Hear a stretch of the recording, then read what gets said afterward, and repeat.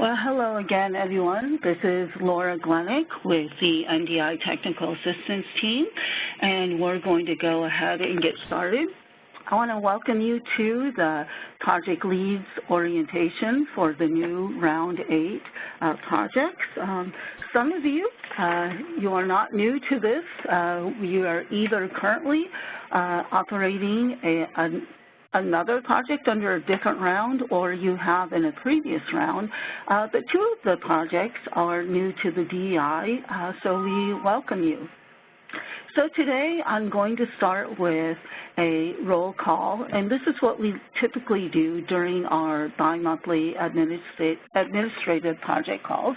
So I'll do that, then I'll go over the agenda, and then I'll turn it to our presenters today to walk you through the orientation, and they will include David Jones with the National DEI Program Office, Chris Button with the Office of Disability Employment Policy, also the National DEI Program Office will be giving a welcome.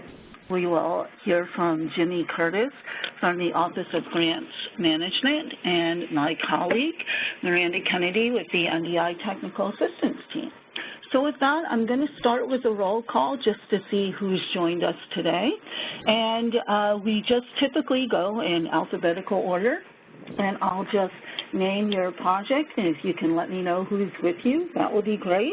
And I'll start with Cherokee Nation, which is an adult project. CO. This is Kim Carroll, and with me I have Brenda Fitzgerald, James Ballard, and Deborah Lack. Great, thank you, Kim, and to the Cherokee Nation team. I want to welcome you to the DEI. And I'll now turn to Colorado, which is an adult project. This is Marie Valenzuela. And Chris Dewhurst is here. Great. And Chris, your name is not new to me, so it's great to see you still connected and at the level. So I want to welcome Colorado to the DEI. And now I'll turn to Hawaii, which is a Round 8 youth project, but also running a Round 6 significant disability. So who's joined us from Hawaii? Hi, good morning. This is Tracy Page with the Department of Labor. Great. Thank you, Tracy. It's great to see you with Round 8. Okay, now I'll turn to New York, which is running a youth project and also a Round 6 adult project. So who's joined us from New York? And your phone may be on mute because, Sarah, I saw you in the attendee list. Yes. Hi, Laura. It's Sarah Harms. Hi. Great. It's great to have you, Sarah. Thanks. Yep. Rhode Island, Round 8, adult project. Hi, Laura. Vincent Rossi and Scott Greco. Great. And Vincent, they ran a Round 3 project. So, Vincent, it's great to have you back. Thank you. It's nice to hear your voice again. Same here. Okay. And I'll turn to Virginia, which is operating an adult project and just ended a Round 4 adult. So who's joined us from Virginia? Hi, this is Aida Pacheco. How are you today? I'm with the Virginia Community College System, Workforce Development Services, and we're very excited about this Round 8. Great. We're excited to have you continue to work with us. All right, so in addition to David Jones with the Employment and Training Administration, has anybody else joined? Okay, in addition to Chris Button from the Office of Disability Employment Policy, who else do we have on the line? This is Scott Michael Robertson, Office of Disability Employment Policy, Youth Policy Team. Thanks, Scott. Okay, and then I'll see if any of our regional federal project officers have joined us, and I'll just go by region. So has anyone joined from Region 1? Okay, and Region 2? Region 4? Cynthia Green. Hi, Cynthia. Thank you. Hi, how are you? Great, thank you. And Region 6?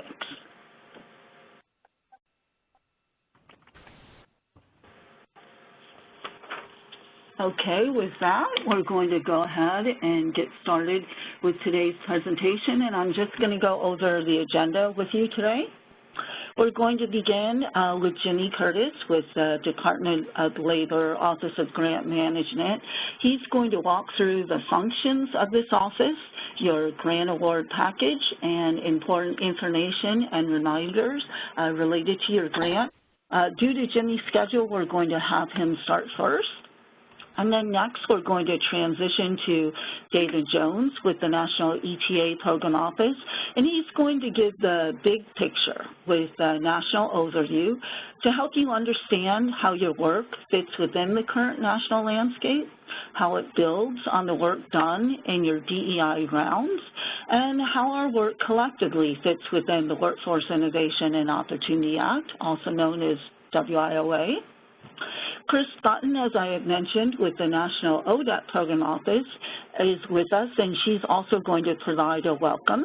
And then we're going to transition to my colleague, Miranda Kennedy, who's with the NDI, DEI Technical Assistance Team, and she's going to share from the experience of the team some of the startup challenges we've observed through prior grantees during the startup phase, with hopes that you can avoid those same mistakes. And I know when we operated the Disability Program Navigator Initiative, that was that was the most effective things that new projects said were beneficial, lessons they could learn from their peers. Then we're going to provide an overview of the roles and responsibilities of different key players that are going to be working with you. And during that time, David will highlight the role of the regional federal project officers, and Miranda will give an overview for technical assistance provided by the NDI team. And then, of course, we're going to save time to open the floor for questions and answers. And also, you have the opportunity throughout the presentation to please submit any questions that you might have in the chat and the Q&A box. And with that, Jimmy, I'm going to turn the presentation over to you. Okay, thank you so much, Laura. And first, let me just start by saying congratulations to all of the DEI Round 8 awardees. We're super excited to go ahead and get this project started. And, you know, our Office of Grants Management presentation is fairly short and straightforward. And one of the reasons why is because when we send out the awards, we usually include what's called the Grantee Orientation Handbook, as well as there's a welcome letter, there's a payment management system letter, and as you all are well aware, there are lots of terms and conditions and guidance within the actual award document itself. So I'll just give a very brief overview of sort of what our function is. So first, as grant officer, I perform the official grant duties, which include maintaining the official grant documents, modifications. So any modifications to the grant award obviously have to be approved by a grant officer. No cost extensions are included in that. So if you all get to the end of the project and for whatever reason, legitimate reason obviously, you feel you need to get a no-cost extension, that would be something that needs to be approved by a grant officer, whether it be myself or if it's one of the regional grant officers. Now next, we also approve any equipment purchases over $5,000. And details around equipment purchases are directly in your actual award document. Next slide, please. All right, perfect. So speaking of the grant award package again, so you all received the grant award letter, obviously the notice of award, which talks about what your period of performance is, as well as how much funding you actually obligated. Some of the grants actually included a condition of award page, and essentially that was just for grantees. And actually, I'll just ask everybody that if you could please mute your phone. I think Laura will sort of agree that if you all could just put your phone on mute, because I think I hear a little bit of feedback right now. So the condition of award page is any conditions that we actually added. We were reviewing your either your project narrative or your budget narrative or your actual budget. So those would be follow-up requests in terms of additional information that we need that will clarify either your budget or your actual project narrative. Terms and conditions are clearly in there. If you all have any questions about those, please feel free to reach out to myself or Erica, and I'll give our contact information a little bit later in this presentation. Your application, the SF-424 for federal assistance is there, as well as your budget, your statement of work, and if you have a night grant and you're charging indirect costs, then that would also be in your grant award package. Next slide, please. All right, so as I said before, we actually include a payment management system letter just sort of giving you all instructions on how to actually initiate that process. A lot of you all are grantees that either repeat grantees with DOL or obviously you all receive federal funds from other U.S. government agencies, so this should be pretty straightforward and familiar to you all, so I won't go into that too much. Now the ETA 9130, again, a lot of you all who are current grantees under other programs or even, past DEI grantees, so to know that we, you use the ETA 9130. That information is directly on the deleted.gov website as far as those forms, but you also have access to that system, and information on how to access that system was also included in the emails we sent with the grant awards. Next page, please. All right, so I'll briefly go over equipment purchases, because it actually is somewhat applicable to these DEI grants. So any equipment purchases with a per unit acquisition cost of $5,000 or more, and that's usually we get a lot of questions around, we're buying two different pieces of equipment and the total comes up to $5,000. So we just try to specify that only equipment purchases where each per unit, each piece of equipment is $5,000 or more, do you have to actually reach out and get prior approval from the grant officer. One thing that you can do very early on in your grant is with your federal project officer, if you sort of have a list of equipment that you plan to purchase, is to run that by them so that they can coordinate how that needs to be approved. We prefer to do one approval with any and all equipment purchases in one shot as opposed to doing it on multiple different approvals. It'll help you all. It just makes the process a little more efficient. And then lastly, obviously, when you submit that to your federal project officer, we call them FPOs, they'll actually review and submit the list for our review in the Office of Grants Management. And what we do is when we approve that, we'll actually go ahead and issue a modification so that it's formally represented in the grant file.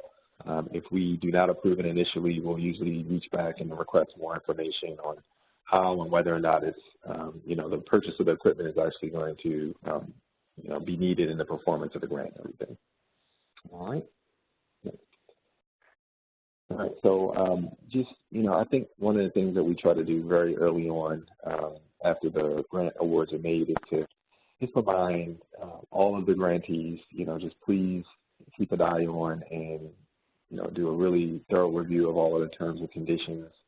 Obviously, the terms and conditions of the uniform guidance most all grantees are aware of, but the Department of Labor has some specific exceptions, which are in 2 CFR 2900, but also just in terms of the process, whether it be a modification or a DUNS number change or whatever the case is, we have a lot of guidance in the Grantee Orientation Handbook as well as in the terms and conditions. And again, if you all have any questions around that, please feel free to send myself and Erica both an email or reach out to us with a phone call, and we're happy to answer that. And thank you for explaining that grant officer and grant management specialist contact information. So I'll wrap up here. Like Laura said, I have to actually get off. I have a prior commitment, but Erica will be on the call for the remainder of the call, and she'll jot down any notes or have any questions for me later that you all may raise during the question and answer period. But again, congratulations, and please don't hesitate to reach out to myself and or Erica by phone or by email. Our contact information is right there. So thank you all. Great. Thank you, Jimmy, for joining us. And David, I'll turn it now over to you. Great. Thanks, Laura. And thank Jimmy. Congratulations, everyone. My name is David Jones, and I actually serve as the ETA project lead for this initiative. Again, congratulations for being named a Round 8 DEI. And on behalf of DOL, we look forward to working with all of you as we carry out a shared mission. A little bit about myself. I actually joined ETA 2 years ago after monitoring state VR agencies for 7 years with the Rehabilitation Services Administration. And I have to say it's really an exciting time to be here at DOL as we continue to implement the provisions of WIOA. For today's call, we're going to have, we have 2 new grantees, and so it's important that I set the stage for them for the national overview. And for our recurring grantees, I hope you still learn something new. So let's go to the next slide. So this is not an electoral map. This is our DEI map. And so when you look at the nation as a whole, there are just some key statistics I do want to share. We have about, across the country, 4,200 America Job Centers, and they serve 13 million Americans last program year. And we serve a broad range of people. We serve veterans, laid-off workers, and people with disabilities. And in program year 2015, under Title I services, it is reported that approximately 156,000 people with disabilities found work using the services of an American Job Center. Now, during today's call, I'm going to refer to American Job Center sometimes as an AJC. So that's an acronym that we often use at ETA, and I want to make you aware of it if you hear me use that term. Now, since DEI launched back in 2010, DOL has awarded approximately $139 million to 55 projects in 30 states, and they are shaded in the map that you see. Now, for those states implementing DEI strategies, we've learned from our evaluators in ODEP that this has led to an increase in the enrollment of people with disabilities at the American Job Center. Now, with DEI funds, they are jointly funded by ETA and ODEP to strengthen the capacity of America Job Center to serve the disability population. And the money basically flows like this. It goes from the federal level to the state workforce agencies, with resources going to the local workforce development areas. This then reaches all the way down to the disability resource coordinators, who are the critical players on the front line. And I believe in our nation right now, we have about 75 disability resource coordinators. Now, at the end of the day, our ultimate goal is for DEI grant fund to implement the sustainability of the practices after the grant fund have seeded. So when the grant ends, we would like to see the practices that have been nurtured during this grant process continue on. Next slide. In late September, DOL awarded 6 new grantees for round 8. For this round, our population focus areas are segmented into 2 key population groups for service delivery. They include 4 grantees focused on adults with disability population. They are Cherokee Nation, Colorado, Rhode Island, and Virginia.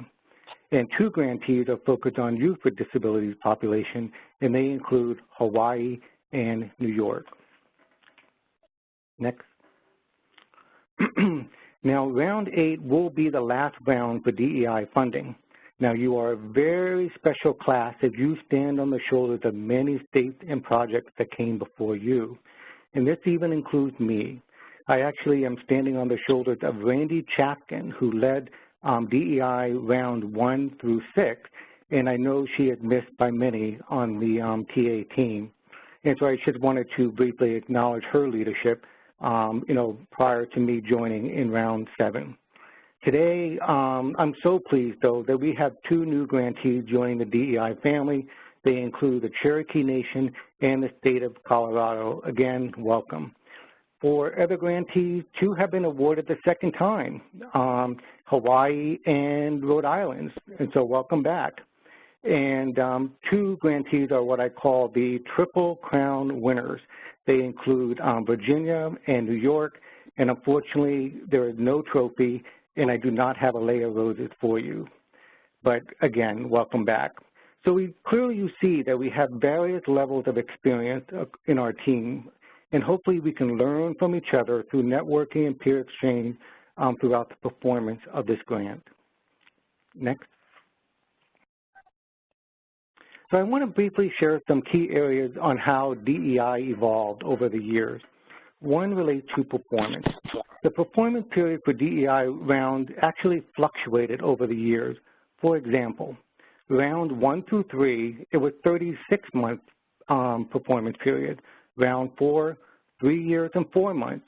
Round 5 through 7, 3 years and 6 months. And now round 8, the class you're in, 36 months. And this is largely as a result of a requirement from WIOA because of the type of discretionary grant that DEI is. Because it is 36 months, we strongly encourage you to be proactive during these next few months in getting the wheels in motion. I've been briefed about some startup challenges from prior rounds and having delays on key personnel decisions, and hopefully that will not be a barrier for you.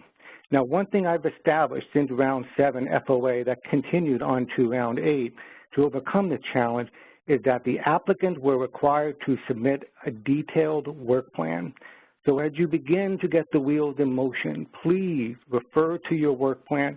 Let that be your guiding force as you make decisions over the coming months, and that will really get you from point A to point B.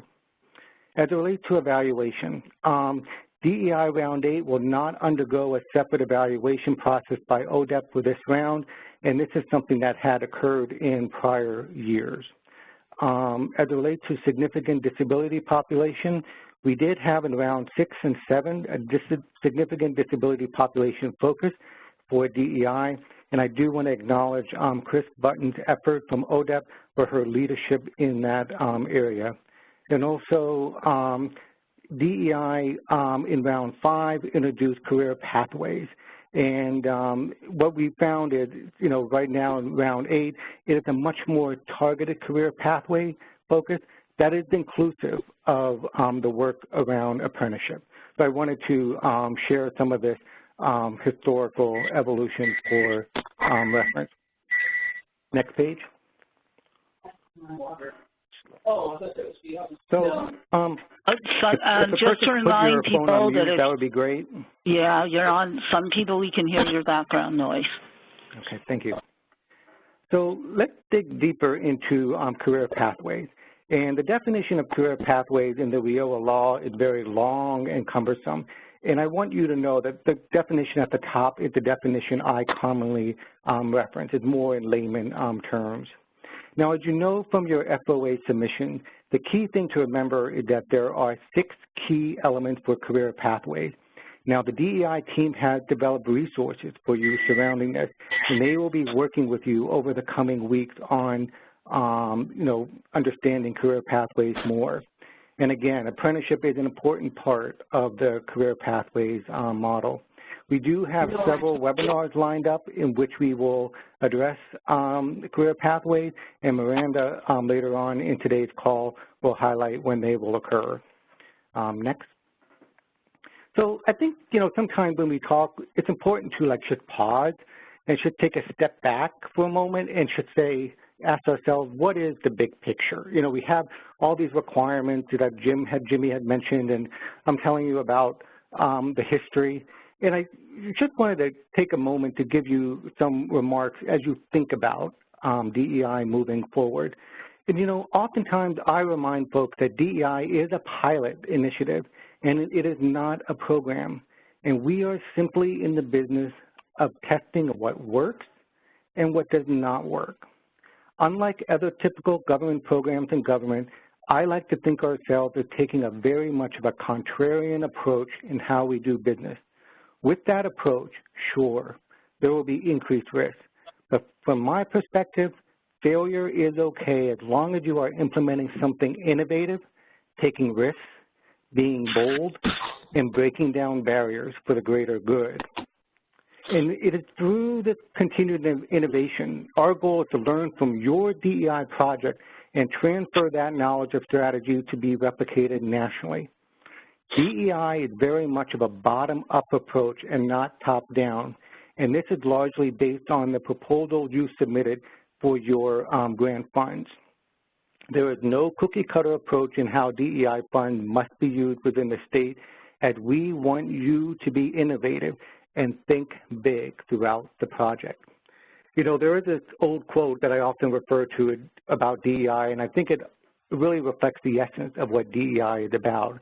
and it's from FDR. And he said, the spirit of DEI, it goes, it is common sense to take a method and try it. If it fails, admit it frankly and try another, but above all, try something. And I think that really captured the spirit of what we do in this business of DEI. So I just wanted to mention that as we kind of go on to talk about the next slide. And that next slide is related to WIOA, the Workforce Innovation and Opportunity Act. And so what I wanted to do is build a connection between the work that we do and the larger WIOA vision, which is important. You are not going to see DEI referenced directly in WIOA, nor in a specific regulatory provision. But over the next few slides, I do want to illustrate and weave in how DEI is an innovative vehicle for WIOA implementation and the final rules that were promulgated last year. So the big systemic question is the following. How do WIOA reforms improve service delivery to individuals with disabilities? And there are three key ways. One, WIOA promotes physical and programmatic access. Two, WIOA strategically aligns WIOA programs. And three, WIOA clarifies competitive integrated employment. And over the next few slides, I'm going to talk about each of these elements in a little more detail. But I want to make sure you're aware of these two links, and they're known as TEGLEs. And a TEGLE is a Training and Employment Guidance Letter. So that's another acronym for the newbies that I want to make sure you're aware of. And the first one speaks to the vision of WIOA, and the second one speaks to the one-stop operation in alignment with the vision. And I encourage you to review them because it does capture in good layman terms that I even refer to once in a while to remind me of the work that we're on. So I encourage you to visit those two links when you have a moment. So next slide. So in reference to the first one, in that WIOA promotes physical and programmatic access, I want to make sure you are aware of a very important provision in WIOA, and that is Section 188. Basically, Section 188 of WIOA implements the non-discrimination and equal opportunity provisions of the law. To support the law, the joint rules establish that all AJCs and affiliated sites must be physically and programmatically accessible. And in my mind, I like to think of this provision as merely lowering the drawbridge so that many individuals with disabilities have access to the services of the American Job Center. Now, DOL through ODEP published guidance surrounding this provision, and this link that you see here will be helpful to better understand what we mean by programmatic access and physical access. And it also provides clarification in the role that the state board develops standards for the local board. So I encourage you to visit that link. And the good news, and Chris can elaborate further, is that ODEP is currently in the process of updating this. And so that is something to keep an eye out for over the coming weeks. The next slide. Now this is focused on universal design. A leading charge of WIOA for the American Job Center is having a seamless customer-focused delivery model that is more streamlined for our customers. That's important. That's always something to remember in how we deliver our services. Are we making it seamless for them? You know, before the regulation became final, with the two labor rules and the joint rules, this is an interesting statistic. The word customer was referenced 143 times, and this is a big shift from the WIA, which was the prior law, that had more of a systems approach. Now, I never had a chance to go back and count the number of times customer was referenced again, but clearly, customer continues to be a very high priority at DOL today. Now, to be customer-centered is supporting the principles of universal design is what we believe. And this basically means designing for all. And to learn more about that, DOL had hosted 4 customer design challenges to increase awareness of what the needs of our customers are. And it is through the leadership of Virginia Hamilton, Regional 6 Administrator, that she kind of led this effort, within DOL, and one of the design challenge questions that we collectively worked together was the following. How might we work with our partners to design services that are physically and programmatically accessible to individuals with disabilities? And there were actually maybe 4 or 5 work groups in some of these rounds that kind of addressed this question. So I think, you know, it's a question that I hope you can ponder too with the work that you do for DEI. And so I think the other thing I do want to mention is, you know, please visit that link on the webpage. It does give an overview of universal design and customer-centered design and how the two interconnect. We did something innovative called a web chat, and it's only like maybe 2 minutes and 30 seconds, so hopefully you can visit that. And the key thing I do want you to be mindful of is that we collectively are in the business of serving people. And to do that, we use empathy to understand the needs of our customers. So I hope that's something that we all share in the work we do, and I know we do. So, okay, let's go to the next slide. The second way we promote service delivery to individuals with disabilities is strategically aligning across programs. And one way this is accomplished is through the submission of a state plan. Now, this is a very important document that I hope you can integrate with your everyday work. Of the 57 state plans submitted, and that includes territories, last spring, 27 were submitted as unified state plans and 30 were submitted as combined state plans. So what's the difference? A unified state plan is a state plan that includes the 6 core WIOA programs entitled 1 through 4. Again, they would be, Title 1 would be adult dislocated worker and youth formula administered by DOL. Title 2 is adult ed program administered by ED. Title 3, Wagner-Pfizer administered by DOL. And Title 4, Rehab Act administered by ED. Basically, Title 1 has 3 core programs. So when you hear the term core programs, that's referencing the 4 titles of the law of WIOA. So that's something to be mindful of. Now that, and it's only those parties that, if they're only them, that's considered a unified state plan. Whereas a combined state plan is including those core program partners plus 1 or more of the state plan partner programs, and that could be maybe the Social Security Administration or any other required partner.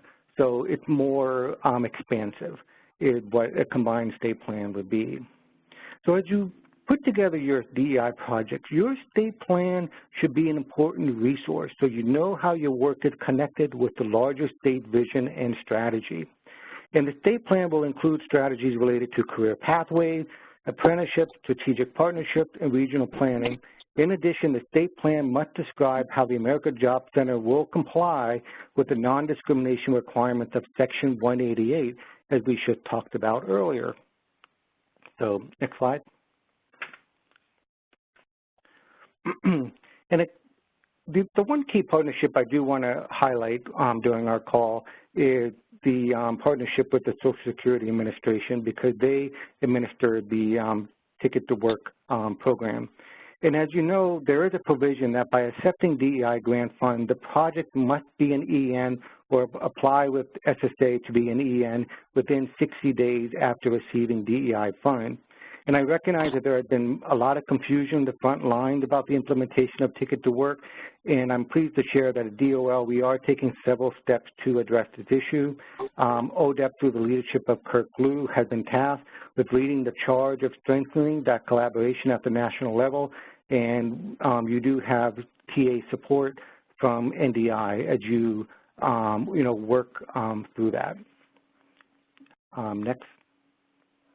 Now, I want to make you aware of additional resources, and technology is the way of the future, and we really hope that you can rely on, the computer to get the resources you need. And I'm pleased to say that we have been making great improvements in this area that will be more user-friendly for you. The first one I want to highlight is the DEI workforce page, which is the first link. This is going to be your resource in how you can carry out your day-to-day activities.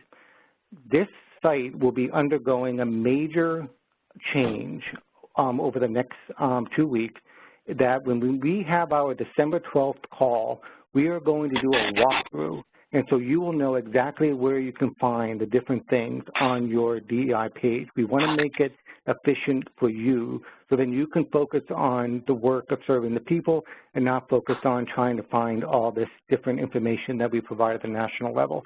So stay tuned. You will have an improved site for that. The next site is the Disability and Community of Practice. Now that site is looking pretty good, and I hope you have a chance to check it out, because basically what we've done was we tried to be strategic in helping you connect the pieces.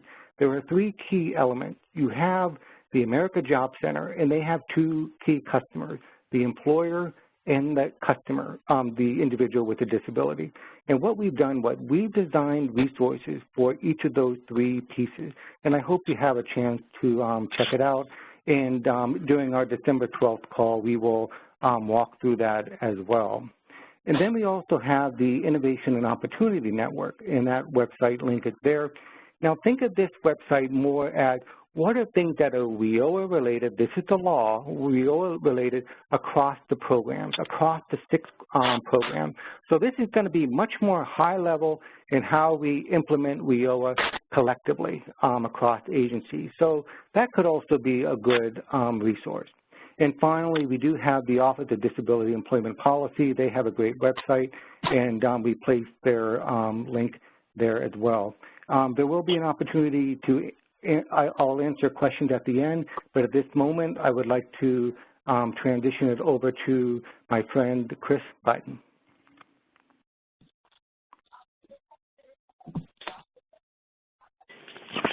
Okay, Chris, I'm going to unmute everybody because, okay. So am I on now? Yes, you are. Okay. David, thank you so much for that awesome orientation and overview. Thanks also to Laura and the whole DEI team for convening this orientation call this morning, and to Jimmy for the information from the grants office earlier. I'm just going to say a couple of things on behalf of ODAP. We are thrilled to be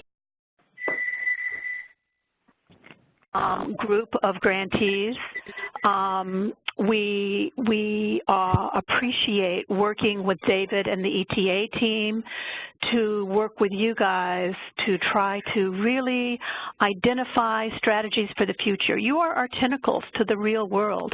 I don't know how many of you think Washington, D.C. is the seat of all knowledge, but we're here to tell you that we are not, and we need to hear from you guys. You're the innovators. You are the change agents. You are the ones that are identifying and testing and validating systems change strategies in your respective sites that we can, as David said, then take national after we have documented their effectiveness through your work. You know, I'm reminded of one of my favorite quotes, and it's from 1866, a fellow by the name of Samuel Gridley Howe. Some of you may know Howe as the father of special education. However, he was quoted in a book called The Nature and Meaning of Our Institutional Models by Wolf Wolfensberger. And in this book, he said the following: as men and women unwittingly and sometimes unwillingly reveal their character and even their secret motives of action by the sort of language that they use, so the generations reveal the prevailing ideas of the men who lived in them by the works which they leave behind them. And you think about the WIOA, the works are not just architecture and buildings and great works of art and literature. It's policy and programs.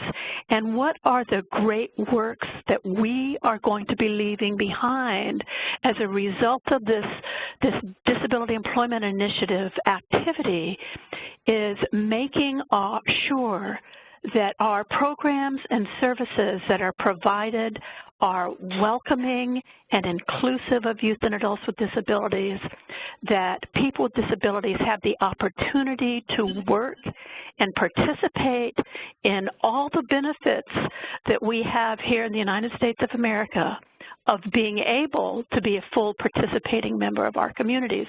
And employment is the key, and what you guys are doing in the American Job Centers with your DEI activities is essential to helping us bring all the pieces together, as David was describing, so that youth and adults with disabilities, including those with significant disabilities, will have those opportunities.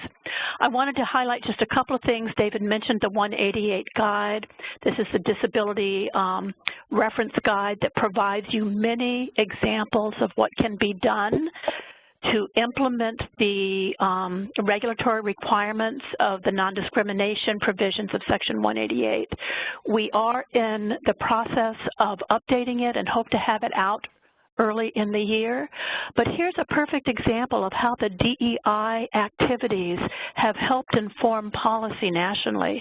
Because when you look through the plethora of activities that are listed in that 188 guide, the overwhelming majority have come from our DEI partners. You all have provided the examples, many of the examples that are included in that guide.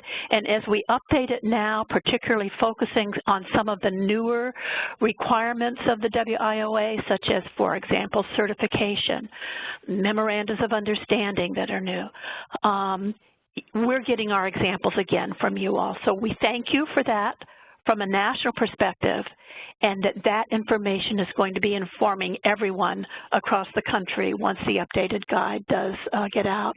David also mentioned the importance of the state plans, and I cannot reiterate how important they are anymore. We do have on one of ODEP's technical assistance websites an analysis of each of the states' state plan, where we went through and pulled out particular examples relating to disability that are included in the plan. What does it say about financial literacy? What does it say about customized employment? What does it say about competitive integrated employment? And we pulled out across each of the states the words from the plan so that you can actually go to your state on this website, click on it, and see the analysis across about 10 or 12 areas of what your state plan says. And then, of course, there's a link to your full, complete plan so that you can look at the entire thing. That state plan analysis, you can go to the LEAD Center website, leadcenter.org, and look for where it says DRIVE. The DRIVE stands for Data and Resources to Inspire a Vision of Employment, which will pull up a map, click on your state, and then you'll see provisions relating to your own state plan. And other than that, I just want to reiterate David's welcome. We are thrilled to be kicking off these new round of grantees and look forward to the exciting things that you're going to be doing. And I'm going to turn it back over to Laura. Great. Thank you, Chris. And I'm now going to turn it to my colleague, Miranda Kennedy, and she's going to talk about what have we seen from the front line and how can it help you as you move forward. So with that, Miranda, I'll turn it over to you.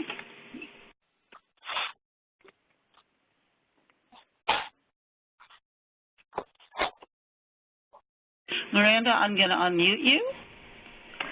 Oh, I was on mute. I was unmuted on my line. Sorry about that, Laura. Hi, everyone. It's great to be with you here today, and I want to congratulate all of you as well on your DEI award. We're really excited you're joining us in this important work, and coming in under Round 8 is really a smart move, since we've learned a great deal even since Round 7 started last fall, as some of you who have been with us before certainly know. So just a quick note about my background for those of you who haven't met me before. Like the rest of the technical assistance team, I came up from the field and have worked at the state and local level workforce system and have worked in the career centers, specifically focusing on increasing access to the workforce system and employment outcomes for people with disabilities. So I was first with the Disability Program Navigator Initiative and now with the DEI. And it's really been my pleasure to work with the DEI since its start in 2010, working closely with our projects and learning from them. And I hadn't planned on sharing a quote, but Chris and David have inspired me. So one of my favorite DEI quotes that I share with projects is this: The measure of success isn't whether you have a difficult problem, but whether it's the same problem you had last year. So that's John Foster Dulles. And by that measure, we are experiencing success. We have new problems in large part because we have addressed some of the old ones. And we want to give all of you a leg up on what some of those have been with this section. So let's go ahead and talk about startup and implementation challenges. And we're not just going to talk about challenges, we're also going to give you some strategies. And we're doing this because, as Laura mentioned at the beginning, your peers in previous rounds, and some of you, that might be you, have shared with us what would have been helpful to them to know at the beginning of the DEI. So what I'm going to cover are the types of things they would have wanted to know more about or wish they'd had more on their radar at this point that you're at now. So while this isn't all-inclusive, and some of these they touch on each other, it'll give you a running start in beginning to consider the kinds of issues you'll face out of the gate, and also how you might address these effectively for long-term success, which is what we want. So let's take a look at the first two here, and we've got 5 total we're going to go through. So communication infrastructure, that's pretty straightforward out of the gate, just setting up an effective communication infrastructure, so scheduling regular project calls, including your technical assistance liaisons, that's an important piece of that, and other partners from the national level and others, and also reporting and requests for information, how to handle that, and emails and listservs and so forth. So how are you going to be working with and among the various DEI stakeholders at the national, state, and local levels, figuring out that communication infrastructure just right out of the gate. And we can certainly support you and help you with that. That's part of what today's call is about. If we're looking at the operationalizing strategy, that's, you've got that broad outline. David touched on this, the work plan that exists in the proposal. That rollout's going to require developing more of a strategy. And of course, that's taking place early on. Many of you are already engaged in that. We do want to let you know, and it'll be reiterated, this process can really significantly be assisted by consulting with your national technical assistance provider. You all have a liaison. We're going to go through that in the roles that we'll do later in the presentation. But working with us, our team, to help you with that, to share what's worked for others, to give you insights. We're not here to tell you what to do, but you can certainly benefit from what we have to offer. So that's really something to consider and keep in mind. We've all come from the field at the state and the local level. Your TA team, we're really familiar with that operationalizing in a very concrete and tangible way. We're not an in-theory kind of TA provider, so we've walked that walk. So we want to keep that in mind for you. Let's go ahead and take a look at the next slide. Thanks, Laura. So another common challenge at the beginning is with infrastructure. So there can be delays, we've seen this before, in setting up subcontracts and hiring of DRCs with pilot regions, and that's something to take into account as well. And I know David touched base on that at the beginning, and your TA can support you in that. Along those lines, we have seen where there's an infrastructure default. That is this impulse to market the DEI kind of out of the gate to job seekers with disabilities and to the business community, even in your thinking at this point in the process at the very beginning. And we would advise against that, because marketing the DEI risks turning your DEI into a siloed program that the job center runs. And I realize I'm reiterating what David covered earlier, but it is important. So that strategy, it really is not a sustainable strategy from an infrastructure development angle, because the DEI is term limited with grant funding, and it's not a program, but it's an enhancement to the workforce system. So as you know, the DEI's goal is to increase access to existing programs by building the capacity of the system and programs, specifically existing career pathways programs within the system to better serve people with disabilities.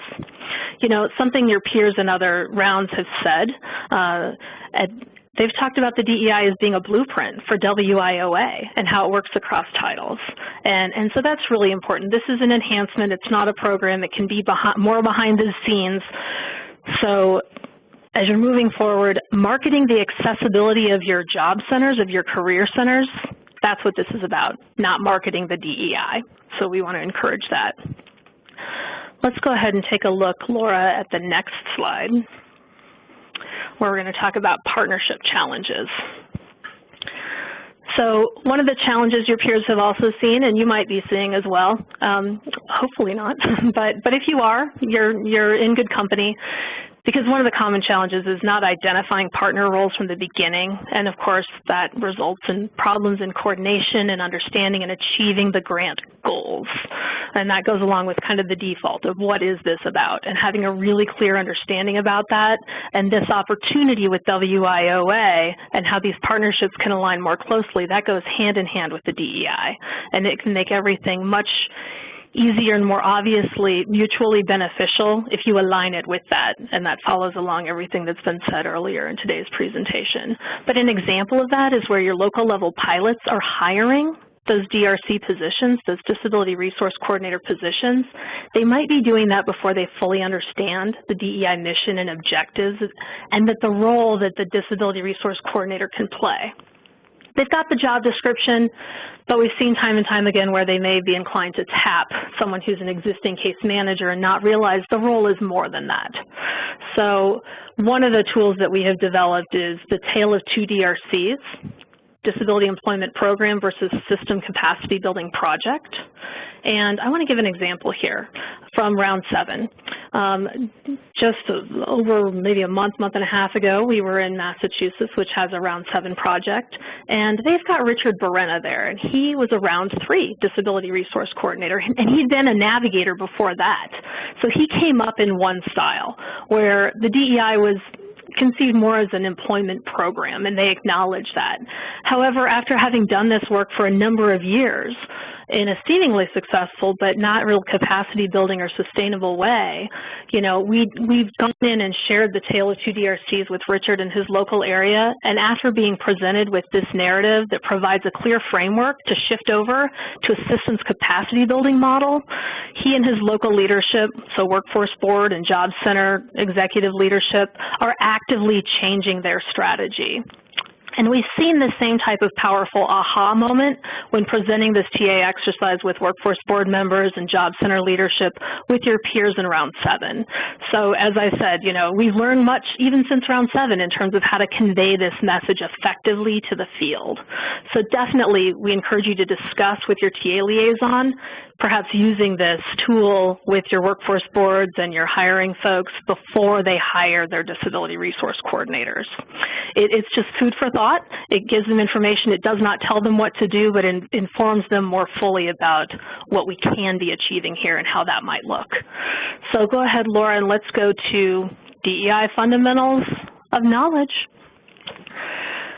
So this ties it all together, really, back into what we've talked about before, but making sure that state leads, when you're operationalizing your projects, that, you know, one of the things that has occurred in the past is, you know, we want to get on the ground and we want to get up and running, and we've got this time frame we need to adhere to.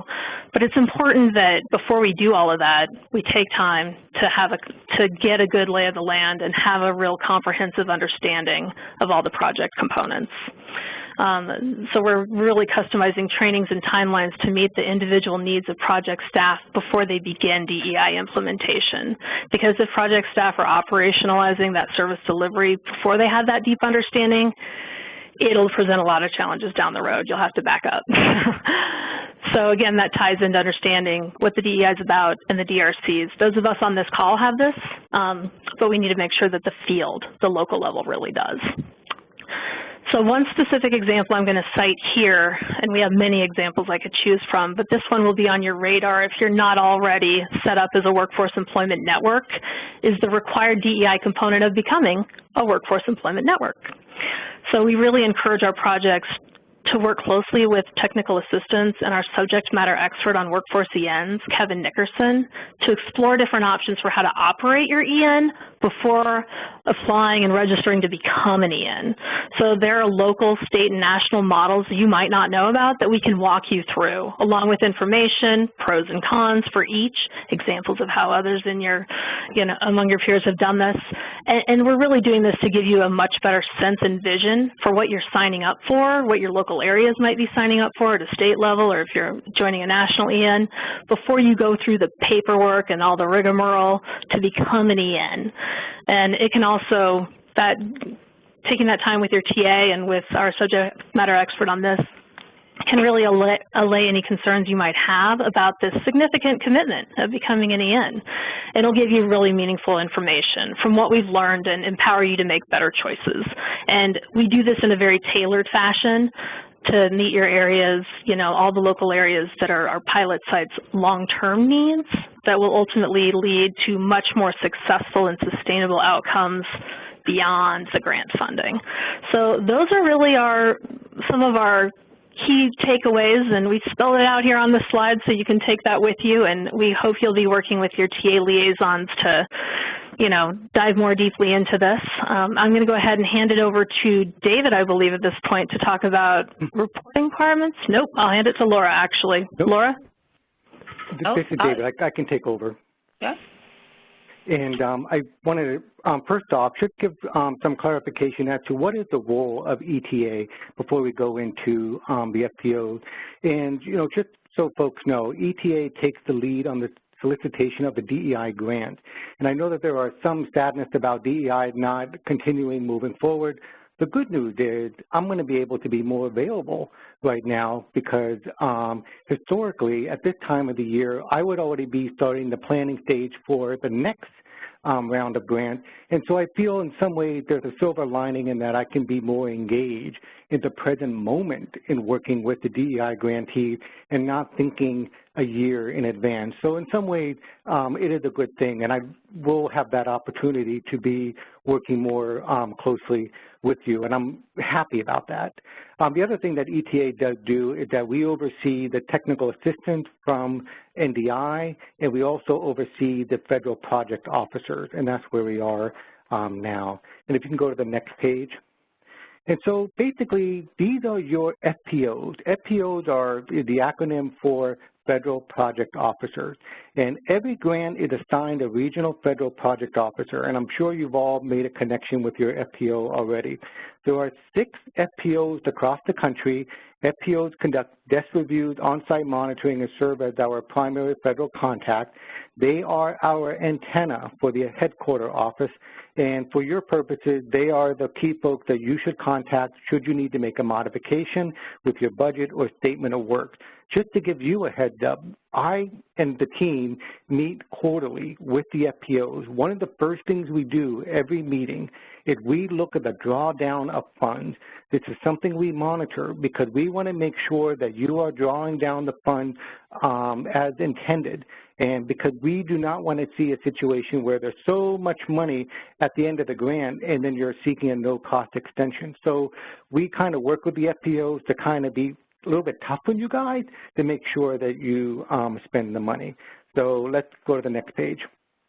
And also with the FPOs, they receive reportings, 2 of them being the quarterly narrative and the ETA Form 9130. With the quarterly narrative, basically it's a very simple narrative reporting, and it's due 45 days after the end of each quarter. I actually did a webinar a while back, and this is the link to that webinar that kind of outlined what we like to see in these narratives. And so for the newer class, that might be a helpful reference. The key thing to remember is when you do these narratives, make it concise, make it focused. And for me, less is more. If you can give us a few good examples rather than a lot of bad examples, I'm much happier with a few good examples because I can relay that to our leadership, to what we report to Congress. So these are good things. So if you cite a few good examples, that's great. And the good examples are usually ones that have a story with a beginning, middle, and an end with your narrative. The beginning being, what was the problem? The middle being, how was it addressed? How did you fix it? And the end being, what was the outcome? What good came out of it? So I think if you think of it in those concise terms with those narratives, that's what we want to see. And so hopefully that can help you as you think through it. But less is more, and concise, good examples is what we are looking for. And of course, the FPOs also review the financial status report for the 9130s. Now, work with your FPOs in terms of figuring out what might be due for the next reporting. Technically, for a lot of the older grantees, I know they have a submission deadline of February 14th.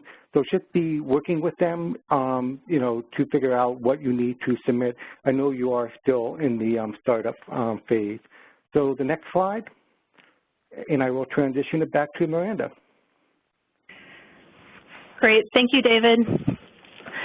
All right, so we're going to talk about the technical assistance that's provided by DEI Consulting Incorporated. We've been contracted to provide information, training, and TA to the National DEI Program Office, to our regional federal project officers, to our DEI grantees, those of you on the call with us, and our DEI project staff, and to the workforce development system to share what we're learning around the DEI's outcomes and the strategies and what's being effective in terms of getting people with disabilities into career pathways and into the outcomes. So our team members include Michael Morris, who is our project director, and Laura Glenick, who is our project manager. You're going to get a lot of information from Laura Glenick, folks.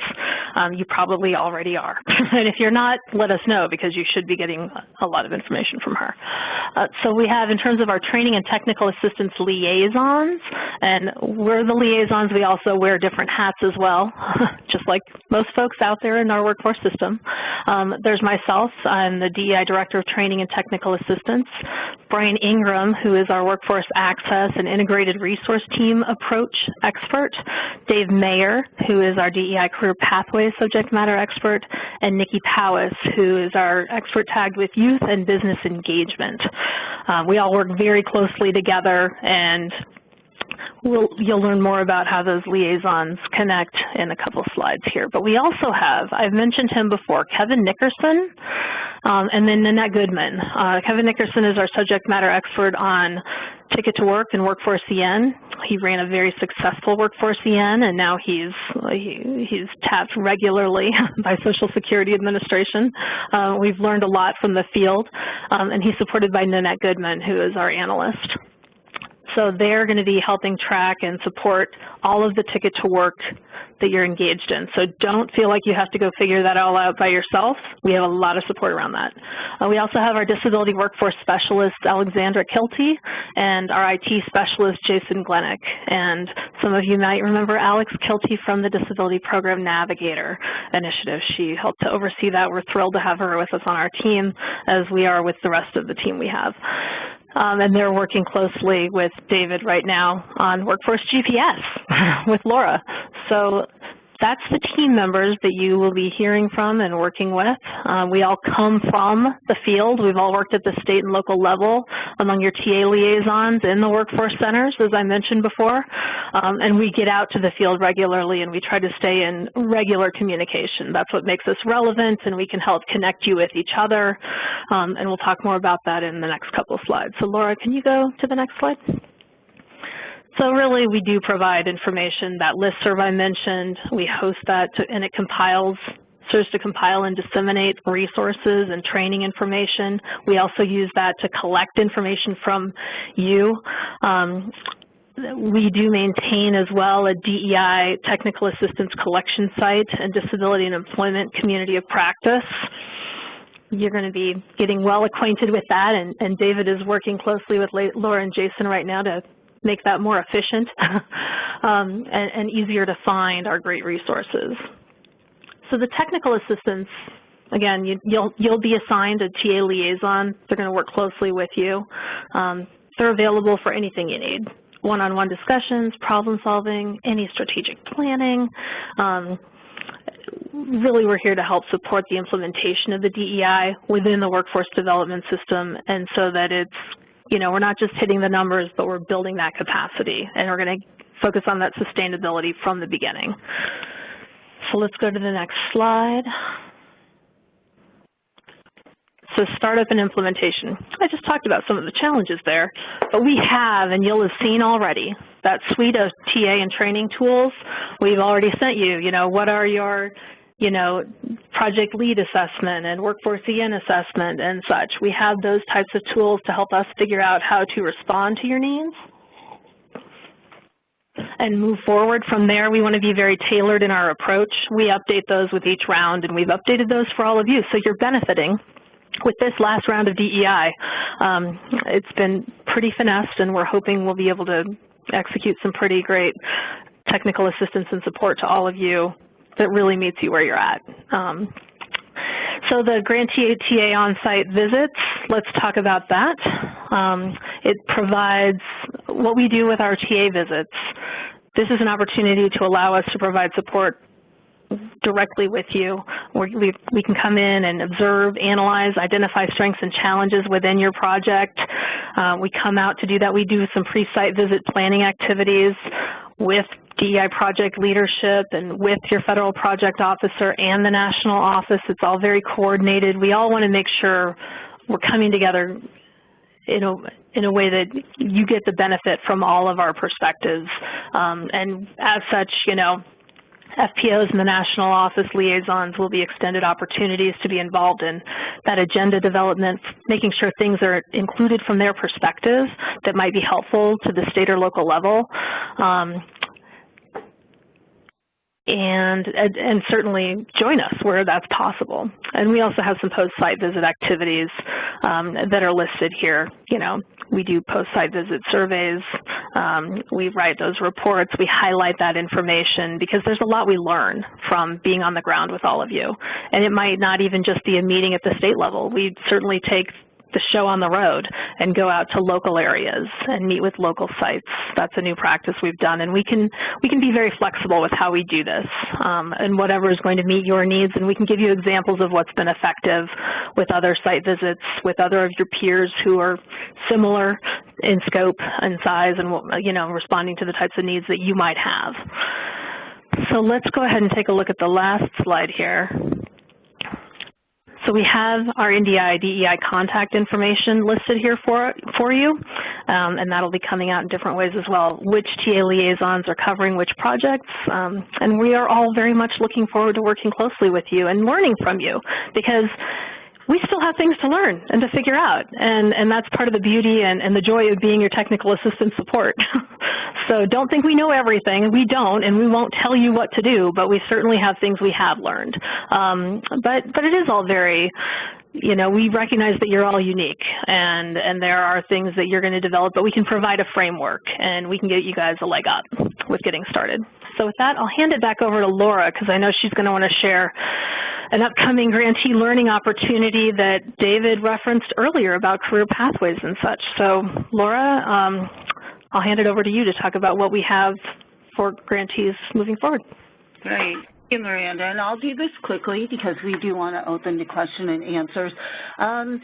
For the TA team, we have been around for a long time. Miraculously, we started with the work incentive grants and have come through the DEI, and we've grown and learned with all of you, and that's part of the great journey that we've all taken. And so, again, just really glad to be here with the new grantees.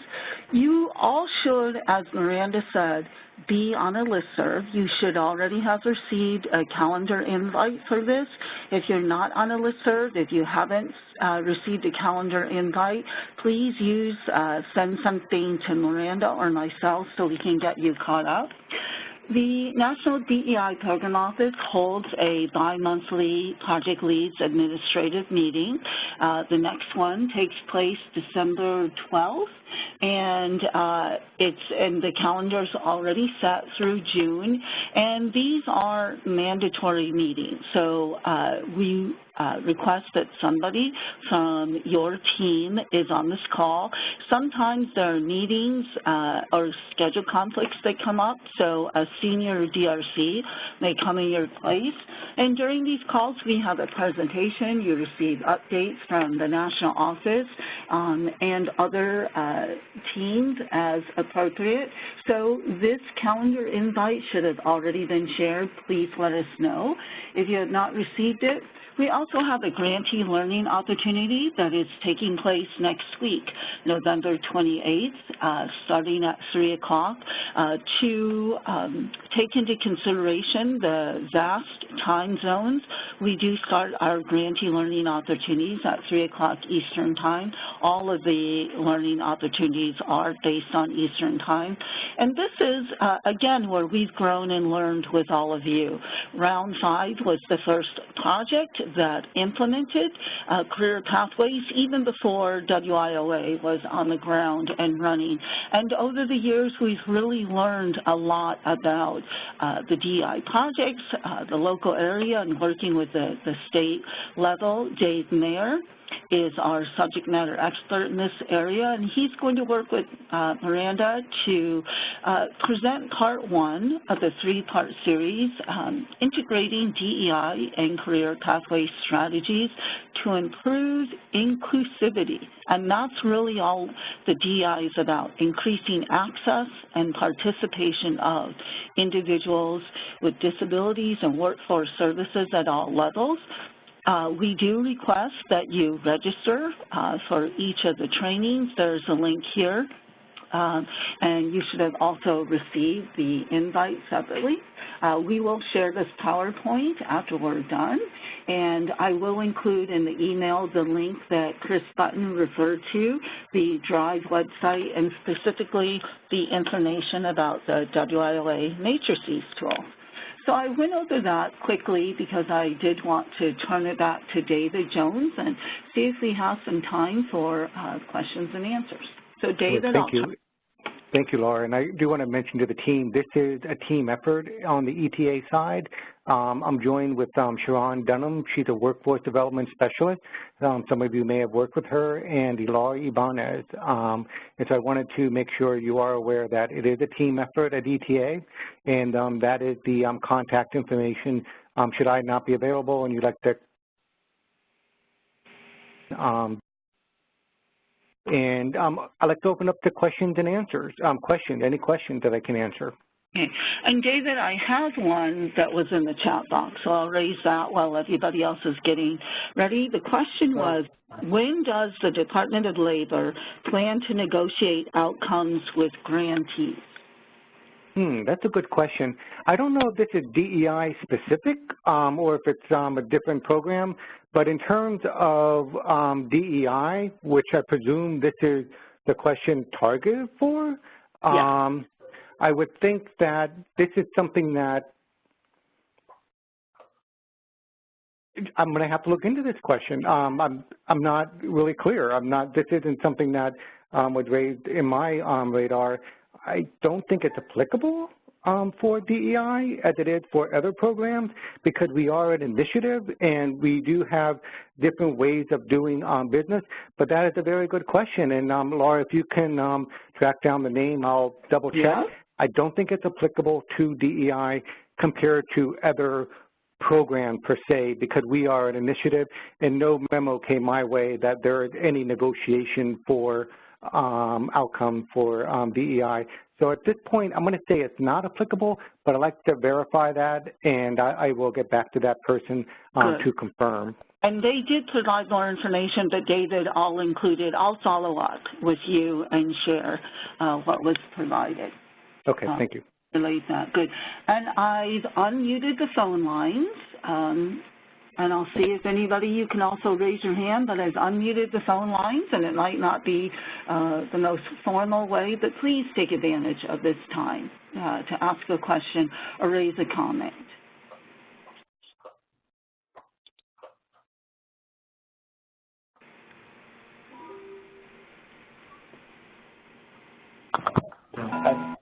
Laura, this is Joe Ashley in Virginia.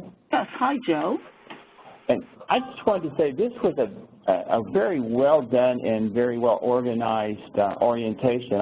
I've learned a lot today, which, you know, I'm sitting around these things for a few years, and this continues to be excellent technical assistance and overview, and I really do appreciate you all taking the time to put together something that's just really useful, and I appreciate it. Great. And I can say Joe has been around as long as I have. He was working. We've been around a long time. Thank you for that. I was on one of those, the second round of WIGs. Yes, you've been around a long time, and I'm glad that you're still with us. Thank you.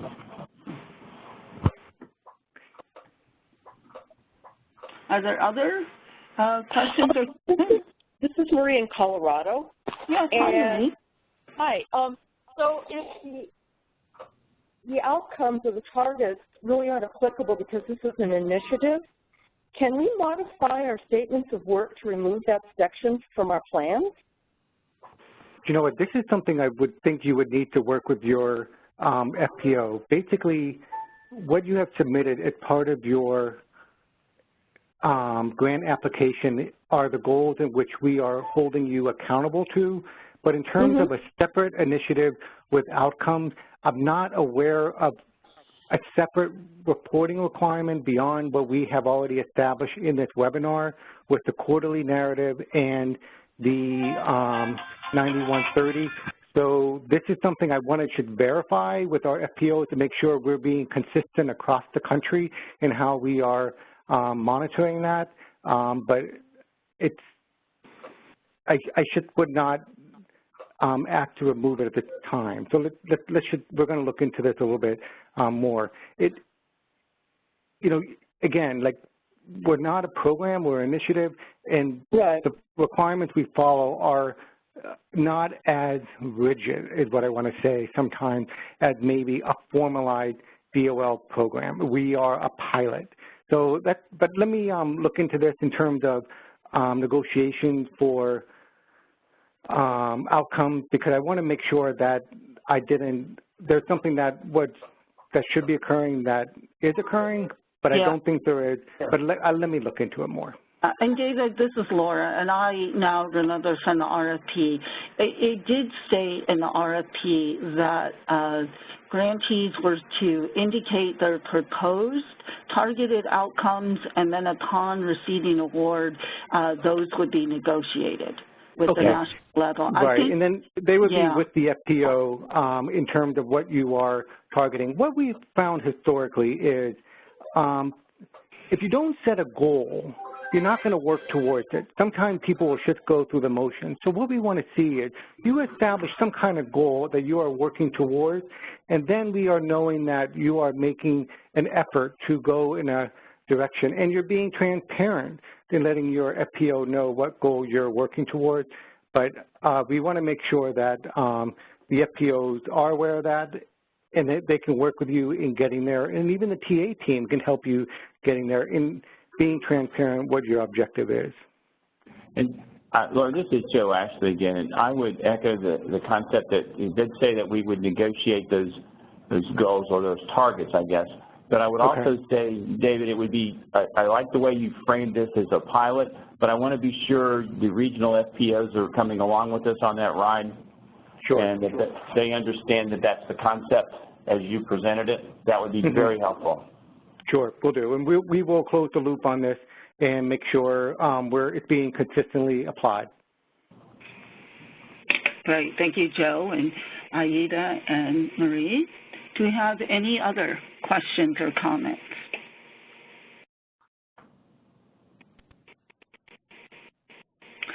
If we don't, I'll just say a few words and turn it back to David. But on behalf of the NDI DEI Technical Assistance Team, again, we're really excited to be working with some of you who we've been working along with all along. Colorado, while new to the DEI, is certainly not new to these initiatives, played an integral part under the Disability Program Navigator Initiative. So we're glad to have you back. We actually tapped Miranda from the Colorado project. And with Cherokee Nation, we're really excited to welcome you into the initiative and help you as you move forward. So with that, David, I'll turn it back to you for any closing remarks. Sure, and I want to thank everyone for their time, and again, congratulations for being an awardee for this round. I think the parting thought is, as you do your work, it is going to be hard, it's going to be difficult, you're going to get a lot of barriers, but I encourage you to be bold. Just be bold, forge ahead, and you are doing good things for others that need your leadership. So thank you again, and I'm here to support you, so is the TA team, so are the FPOs, and my friends in ODEP. So thank you again for all you do, and good luck. Thank you so much. This is great. Aida from Virginia. Thank you. Thank you, everyone. Enjoy the rest of your day. This closes. Have a great holiday. Happy Thanksgiving. That's true. Happy Thanksgiving, everyone. Bye-bye.